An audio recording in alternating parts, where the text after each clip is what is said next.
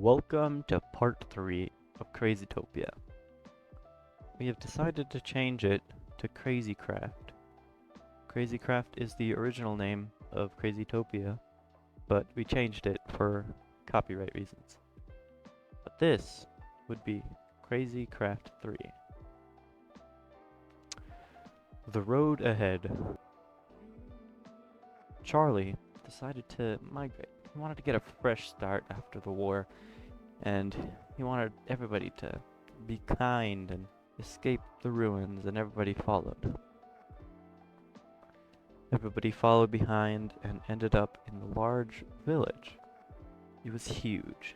It went up the side of a cliff. It had a great giant river flowing around it. Charlie was the first to arrive, as always, since other people has taken longer routes. Charlie predicted that they would all arrive within a month. Charlie began building and made a water elevator to the top of the cliff to make it more accessible. He also built a bridge high in the sky connecting the two mountains over the river. Charlie regretted causing the Peace Pillar War and hoped everybody would show up in peace. Charlie did not want to be lonely again. As Charlie waited for everybody to show up, he began building his house. And that's when Preston arrived. He saw Charlie living peacefully and he didn't attack him. He decided to join Charlie in the peaceful life. Rusty was boating along the river to the village. Jack and Adam were very sick, and it was clear that they would not make it to the village. Collar had a good time on his journey since he had plenty of food as he was a skilled hunter. Charlie was gardening when he saw Preston down by the river and went to talk to him. They agreed not to fight and decided that a peaceful life was better than war. Preston decided to live in one of the village houses. Before making his house. Rusty boated on the river until he finally saw the village. Charlie and Preston greeted Rusty, and they talked. Eventually, Charlie agreed to let Rusty stay in his house until he built his own. Kyler arrived at the village shortly after Rusty, and started building his laboratory.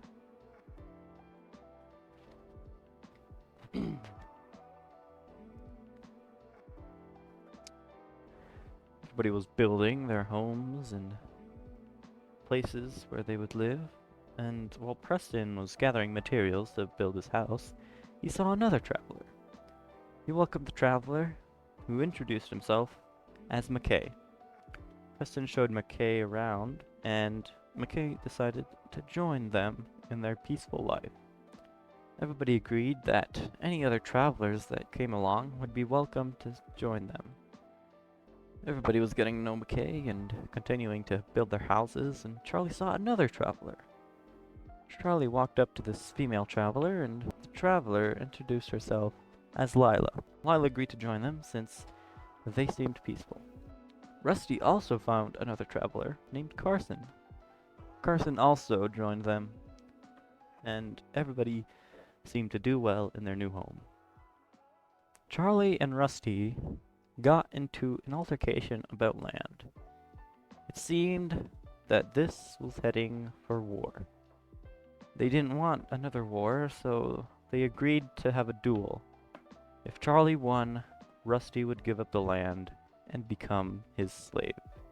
But if Rusty won, he would kill Charlie. The two prepared for the duel, and they gathered around to watch.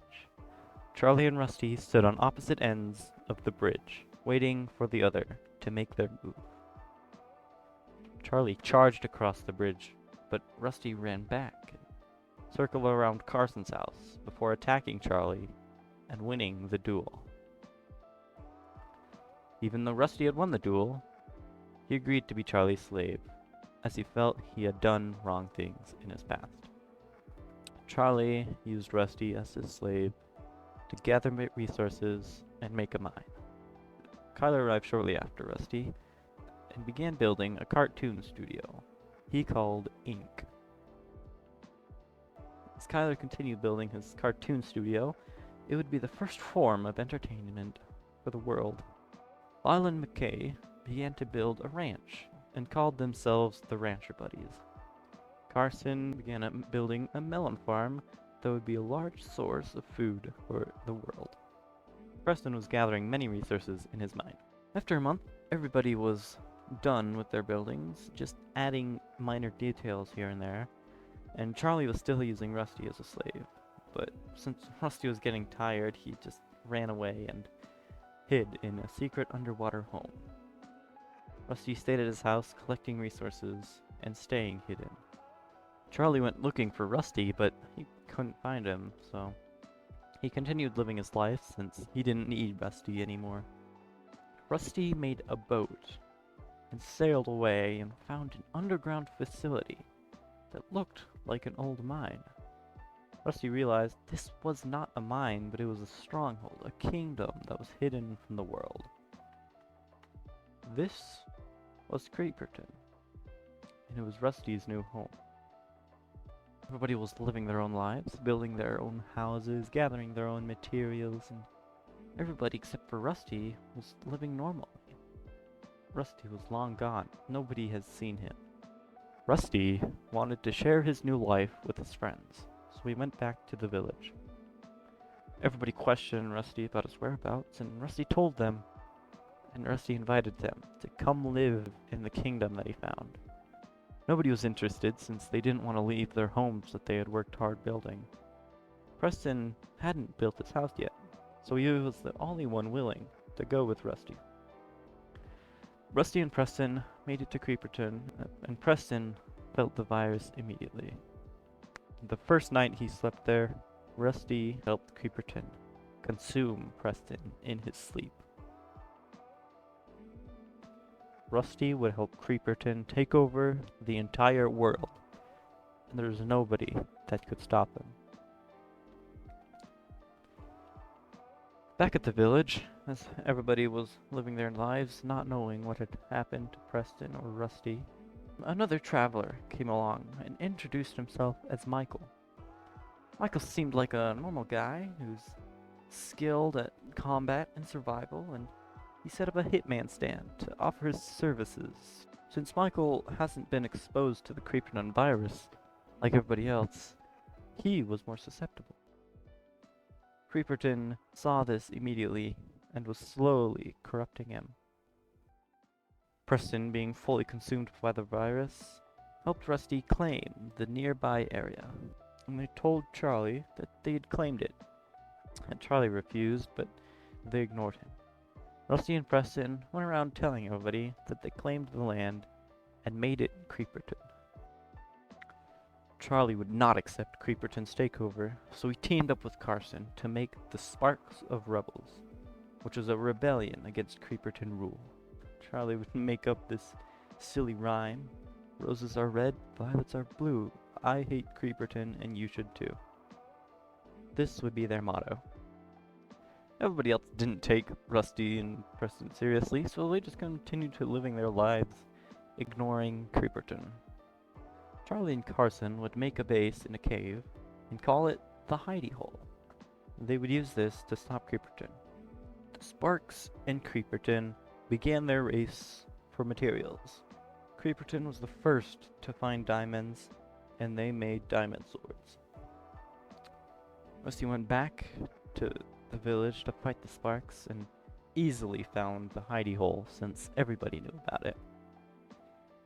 Rusty raided the hidey hole and stole everything.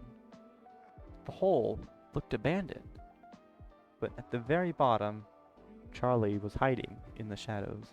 Charlie and Rusty stared at each other before going head to head in an intense battle. Rusty showed no remorse while Charlie tried to reason with him, not wanting to kill his friend. It was useless. Rusty was too far to be brought into reason. Charlie was already losing, but he was holding on until suddenly Rusty's body became black with green lines all over. Rusty had obtained the full power of Creeperton, more powerful than anyone on the server could understand. And Charlie died at the hands of Creeperton. Charlie's death was the first sign that Creeperton was serious, and everybody was trying to rebel. Everybody built a peace pillar, but Rusty was too strong. Rusty instantly destroyed the tower, and nobody could stop him. Creeperton was officially ruling the land, but nobody was affected since they couldn't do anything to stop it. So they tried to live their lives as normal as they could.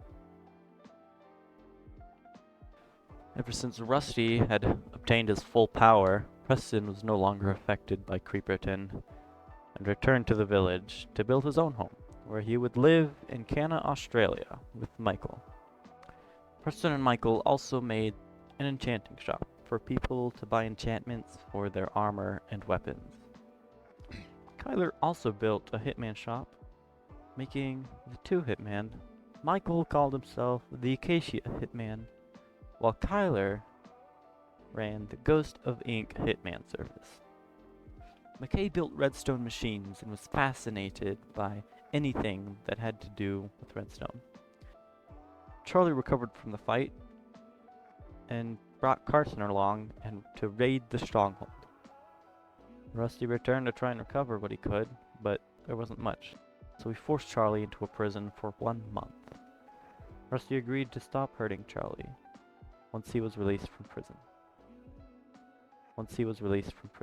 He began to build a colossal chicken in the village, while Rusty battled Creeperton and finally gained control of his body. He changed Creeperton and called it Atlantis to make it a free land. This was the end of part 1 of CrazyCraft 3, formerly known as Crazytopia. Part 2 will be soon. Thank you for watching.